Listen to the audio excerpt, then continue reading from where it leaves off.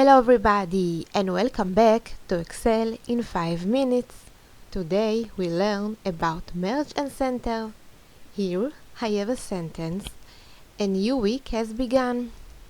If I want that it will be in the center, I remark the row and then I press on merge and center and that's it. Now, as you can see, I have a little arrow, and if I regret of this, I press on unmerge.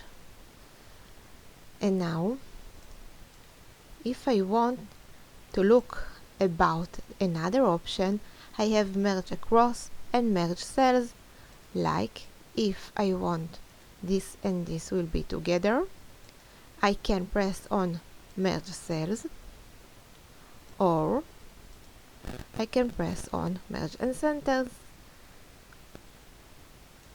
Now, let's do the merge across. That will be like this. Narrow, merge across, and if I regret,